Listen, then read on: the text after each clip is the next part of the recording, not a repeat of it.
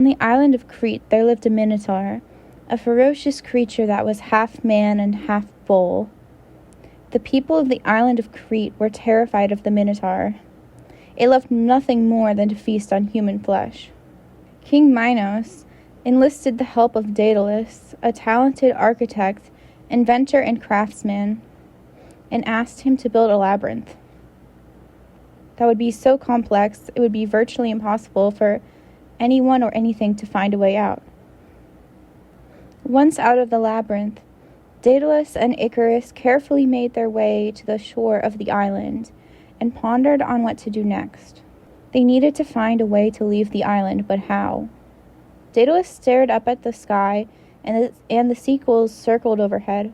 If only he was free as a bird. If only he and his son could fly away. And then he had an idea which was both brilliant and ambitious. He would build a pair of wings for his son and for himself. With these wings you will fly like a bird, Daedalus told his son, but be careful. Make sure you do not fly too close to the sun. If you do, the wax will hold the wax that holds the feathers together will melt. Icarus nodded quickly. In truth, he was barely listening. We are ready, his father told him. Follow me. Daedalus ran towards the ocean, sweeping his arms up and down as he did so. Icarus copied his father. Suddenly he found his feet were no longer on the ground. He was in the air. He was flying. He felt like a bird. Higher and higher, faster and faster he flew. Suddenly Icarus realized he could hardly see his father. He had flown so high his father resembled a small dot below him. At the same time he noticed a feather drift past and float downwards towards the sea. And another and another. Too late Icarus realized his wings were melting. He had flown too close to the sun. Behind the curtain. Okay, I feel bad because when I found out about this, I felt like it was finding out that Santa Claus isn't real. But the tea is that most TV shows, especially comedy shows, are written by a whole team of people. Usually they pitch ideas about what the character is going to do, and whatever lands is usually what's given to the writers. This is called a writer's room. They talk about it in the Quiet on Set documentary about all that. And of course, Saturday Night Live is a famous example of a writer's pitch. But pretty much all comedies operate this way, even ones that claim to be a one-man show like Nathan For You. So, unfortunately, no, Nathan most likely did not come up with the dumb Starbucks idea all on his own. It was likely an idea that an intern came up with at 3 a.m. 4 Red Bulls in, and the head writer liked it so much that he pitched it to Nathan. Less Nathan, more you.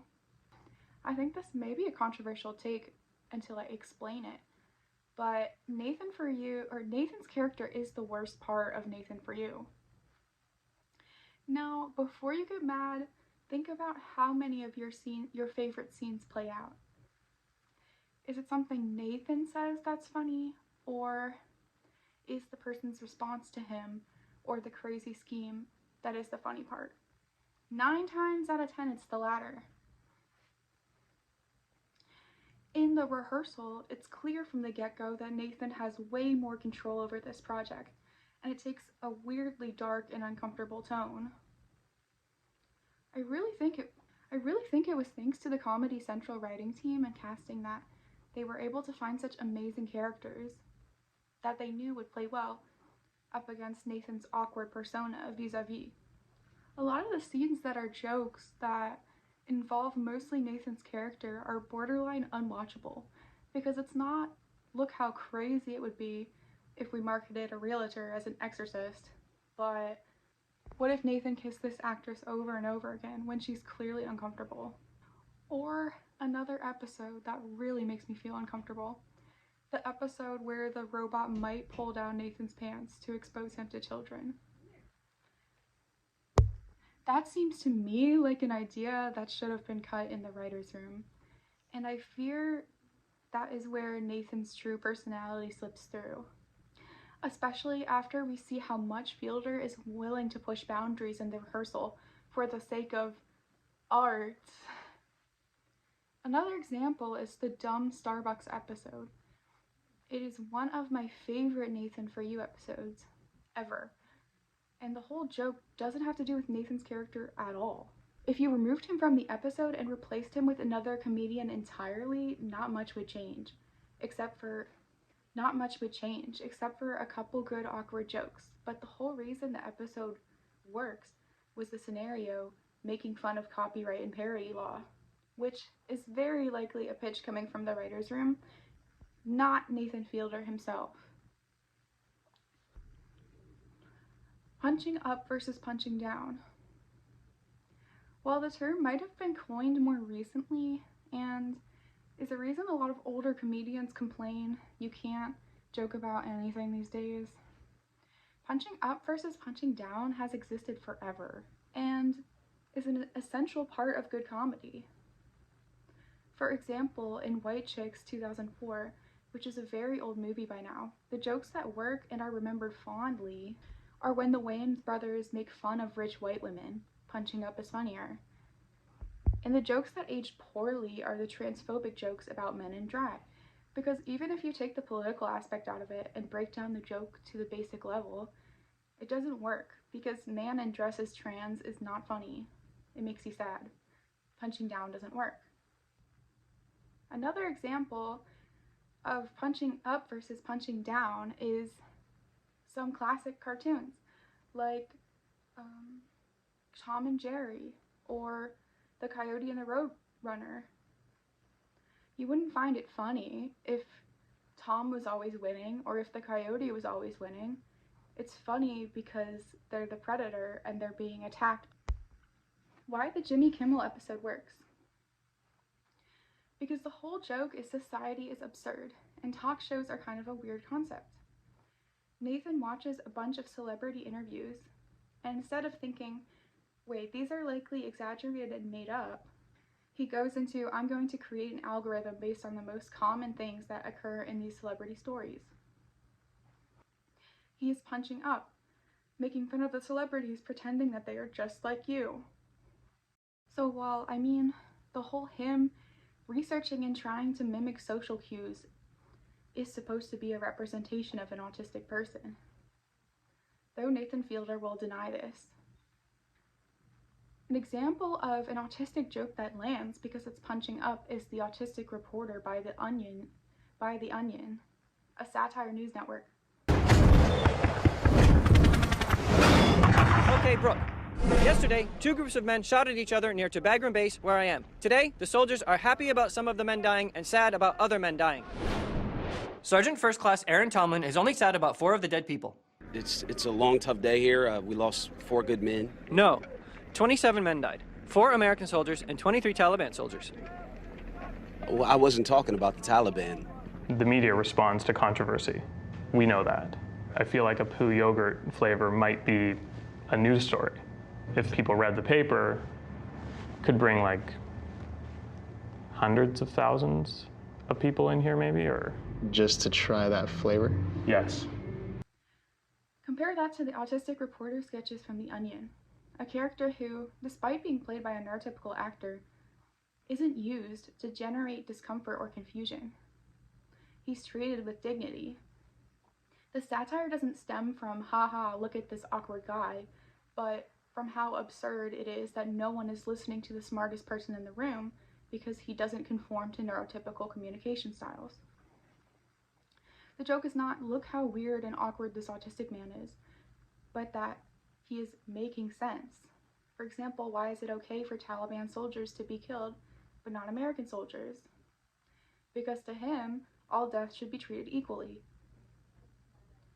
It is punching up at the military-industrial complex, not punching down, like Nathan's comedy so often does. It's fine if Nathan wants to play this awkward guy, but it becomes problematic when he is clearly basing his character on autistic stereotypes as a self-admittedly neurotypical man, and that is the joke. For all intents and purposes, the characters on the rehearsal are real people, because Nathan has not come out and said otherwise. Art is all about intent. Ignore how fancy the words are that the person is using and actually break down what they are saying. Fielder researched Asperger's syndrome while fine-tuning his TV persona, but he rejects any suggestion his character is on the spectrum. Quote, "There's a lot of social disconnects that people experience all the time that have nothing to do with autism or anything," end quote, he says. When I ask if he's ever wondered whether he has a developmental disorder, he's genuinely horrified. "Please don't tell me that this is the angle of your piece," he says. So Nathan is actively being malicious here. Let's break it down.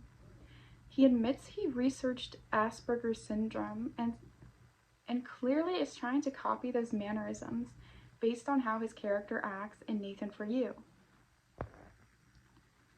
There are a lot of social disconnects that don't have anything to do with autism or anything. Is such a misdirect because yes, it is true that a lot of people do misread social cues, but there is no way that this character isn't meant to be on the spectrum because it doesn't even have plausible deniability. His character on the show consistently misinterprets social cues and plans things out to an absurd level. Fielder knows what he's doing. Most neurotypical men, even awkward and geeky ones, would not study facial expressions to see how they can be a more approachable TV show host and have a whole team hired to give him fashion advice. The thing that's really evil about this is he's mocking autistic people in a way that a lot of people on the spectrum wouldn't even pick up on, because he's saying he's just an awkward guy. And unfortunately, a lot of autistic people can take things at face value, not because we don't understand, but often because we do not openly deceive, usually. So we expect others to operate in the same way. So the last line, "he was genuinely horrified," is very unnerving because he's basically saying, well, I did my research on Asperger's disorder for my character, but for no reason. My character's not autistic, he's just an awkward guy. But Nathan scoffs and looks disgusted at the idea that he himself might be on the spectrum, which the reporter asks innocently just because his character is clearly so similar. And this is where his true nature is revealed. Quote, "Please don't tell me that this is the angle of your piece," is about the most smarmy thing you can say about that. And it's barely hidden under a joke. Let's compare that to what happened when Jerry Seinfeld suspected that he might be autistic. He said, "I think on a very drawn-out scale, I think I'm on the spectrum." He later retracted that statement, saying that he just was watching a play about it, and he related to it on some level. That was all I was saying.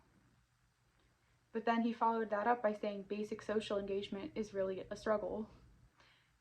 He said also, "I'm very literal when people talk to me and they use expressions. Sometimes they don't know what they're saying. But I don't see it as dysfunctional. I just think of it as an alternate mindset."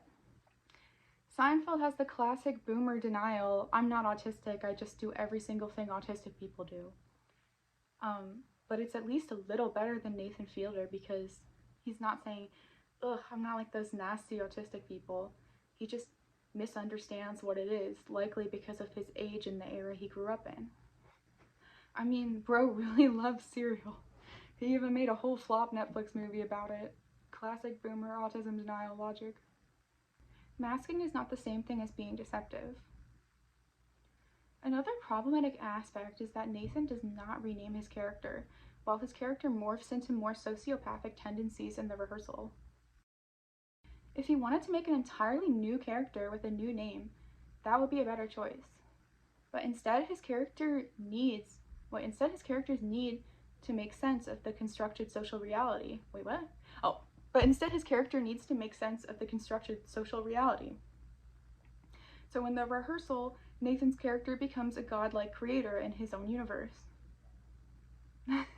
And there we go again with the biblical metaphors. Very subtle. He literally names his son Adam, and he hires men to play him. He exploits a real-life child actor named Remy, all in the name of having the most accurate portrayal of real life on reality TV. But this sends a dangerous message. A person who is not attuned very much to or has no neurodivergent friends could very easily go, "Oh, I remember this guy. He played that autistic reality TV show host." Which again, while never overtly stated, is heavily implied that even a casual viewer could likely pick up on it. And this is where it's not only misinformation, but it potentially becomes harmful, because a casual viewer could think that Nathan meticulously plotting out every single detail in his fake family in almost Norman Bates level of control is the same as the Nathan character in Nathan For You, not knowing how to end a conversation properly. But I need to reiterate, and this is really important, masking is not the same thing as being deceptive and conniving. It's something autistic people do to survive in a world that's not built for them. Example, making eye contact when it's painful for you because of sensory overload, but you do it anyway so people don't think you're rude. What's not masking is studying people in an almost cartoonishly evil way to try and understand their motivations. Autistic people are not James Bond villains.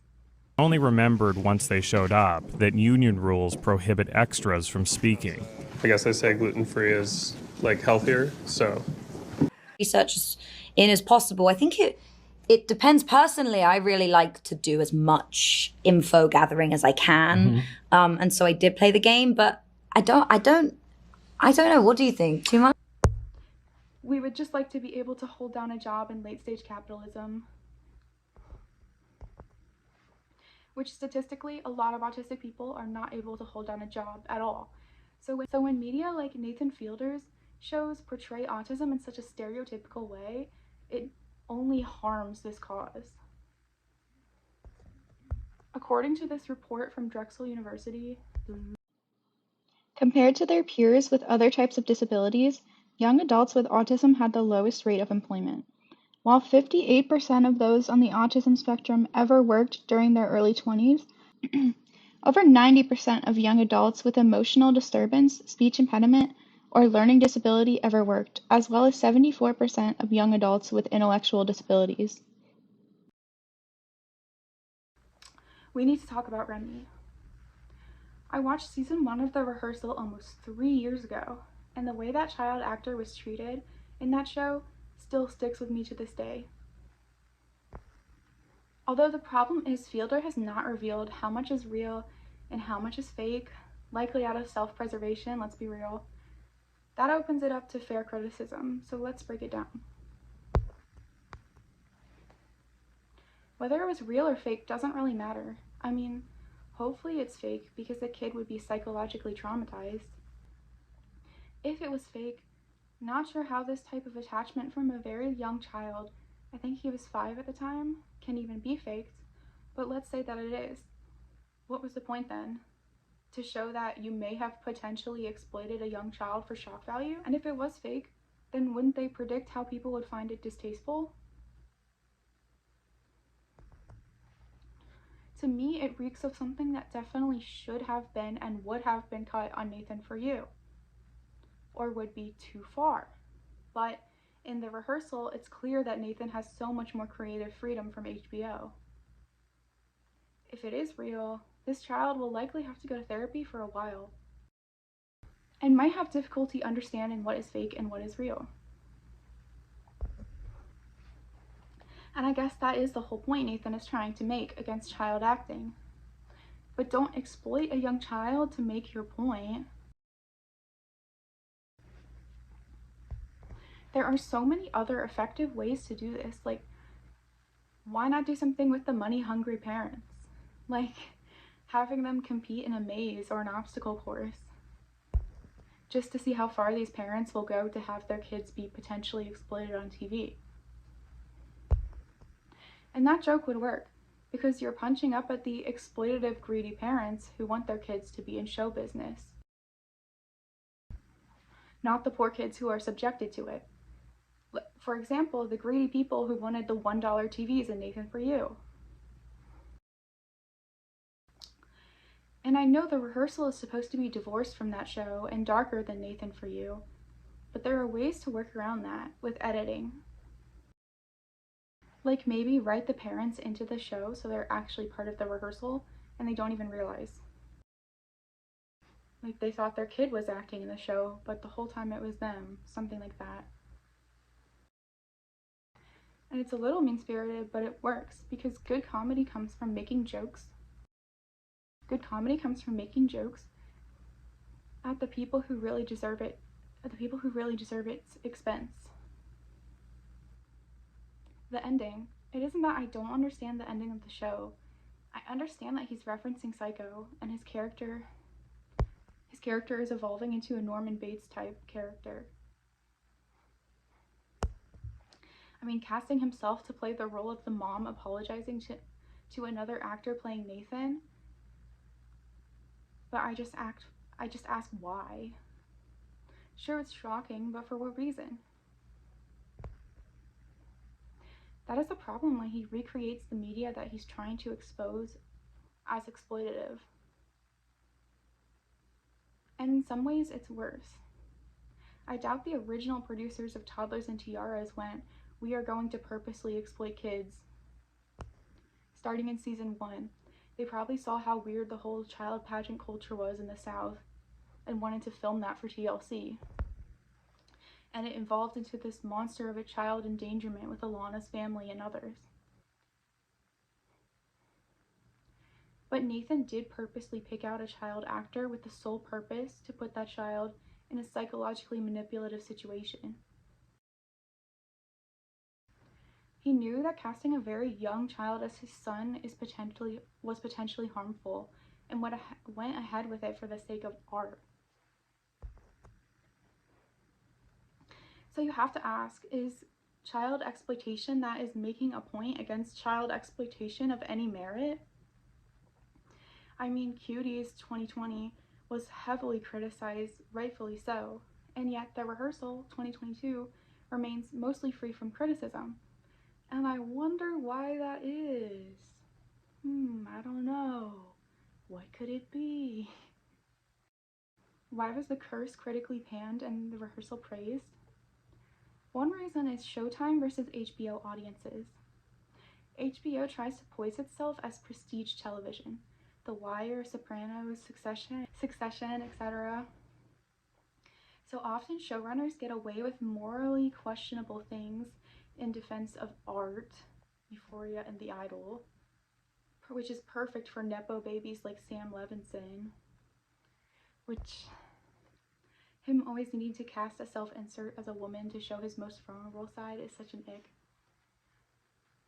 So it attracts the I'm 14 and this is deep crowd.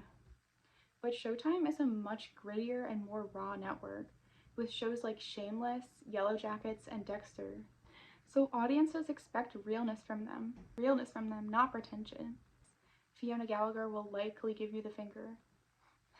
And I just have to ask, why is Emma Stone involved in this? Please, please, please, please, please, I'm begging, can we stop having rich white guys writing shows about their white saviorism and having no POC writers for POC characters? I'm begging. Not even about being woke, which, like, yeah, I am woke. Like the right-wingers say. But, I mean, POC writers are gonna write better POC characters just out of pure lived experience. I really don't understand this complaint at all. This is a work of art. This is bullshit. This is a work of art.